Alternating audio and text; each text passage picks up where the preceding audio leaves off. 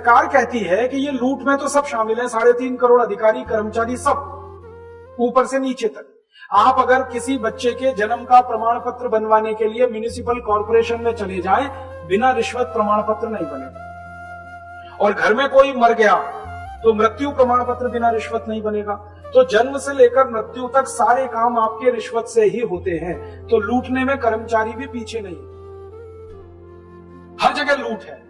और ये क्यों लूट है? क्योंकि ये जो कर्मचारियों का सिस्टम अंग्रेजों ने खड़ा किया था, वो लूटने के लिए ही तो खड़ा किया था। वो लूटेगा ही और क्या करेगा? कलेक्टर बनाया उन्होंने लूटने के लिए, डिप्टी कलेक्टर बनाया लूटने के लिए, कमिश्नर बनाया लूटने के लिए। तो आज भी कलेक्टर, डिप्टी कलेक्टर, कमिश्नर लूटेंगे ही, और क्या करेंगे? और जब लुटेगा देश तो गरीबी ही आएगी, भूखमरी ही आएगी। आप तो सोचो ना, 20 लाख करोड़ का 17 लाख करोड़ लुट जाए किसी देश का, वो देश तो कभी भी पनप नहीं सकता, अमीर हो नहीं सकता। ये है हमारे देश का हाल। अब भूतकाल में लुटे हम, वर्तमान में लुट रहे हैं, भविष्य क्या होगा अंदाजा लगा सकते हैं। ये लूट अगर ऐसे ही चली तो थोड़े दिन में तो कुछ रहेगा नहीं। अब हमारे सामने दो ही विकल्प है। एक विकल्प है कि जैसे अंग्रेजों की व्यवस्था को तोड़ने के लिए क्रांतिकारियों ने काम किया, वैसे ही इन काले अंग्रेजों की लूट की व्यवस्था को तोड़ने के लिए कुछ नए क्रांतिकारियों को पैदा होना पड़े।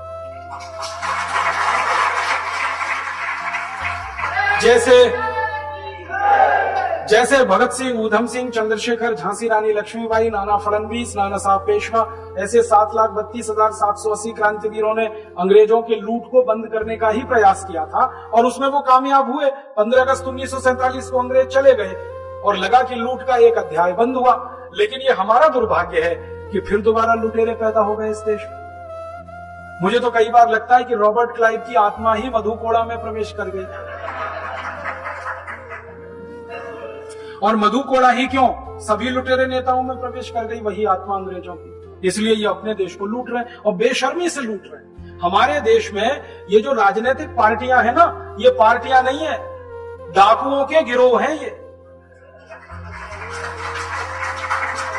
हाँ, मैंने इनको पार्टी कहना बंद कर दिया।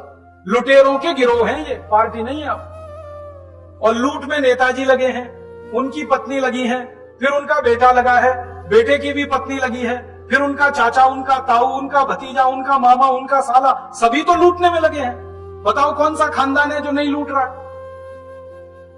खानदान के खानदान लूट में लगे हुए हैं। यही देख लो आंध्र प्रदेश में। कल तक आंध्र प्रदेश के जिन नेताओं के पास टूटी साइकिल नहीं थी 20 साल पहले, आज उनकी संपत्ति हजारों करोड़ में कहां से आ गई? लूट के आई। और आंध्र प्रदेश क्या, महाराष्ट्र में देख लो, कर्नाटक में, सब जगह यही हाल है।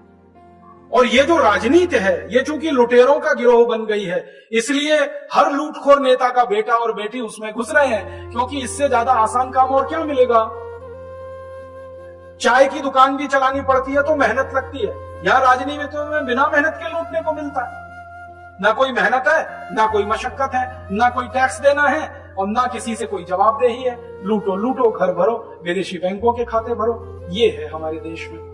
तो मैंने कहा कि अभी एक रास्ता तो ये है कि हम सब फिर से महात्मा गांधी, भगत सिंह, ऊधम सिंह, चंद्रशेखर का अवतार ग्रहण करें और इन नए काले अंग्रेजों को इस लूट की व्यवस्था से बाहर करें।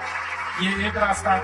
एक और रास्ता है दूसरा, कि हम सब कुछ ना करें, खामोश बैठे रहें। एक दूसरा रास्ता और है, खामोश बैठे रहें और कहें जो हो रहा है अच्छा हो रहा है, आगे होगा और भी अच्छा होगा, तुम क्यों व्यर्थ चिंता करते हो, तुम क्या लाए थे, क्या ले जाने वाले हो। ये दूसरा रास्ता।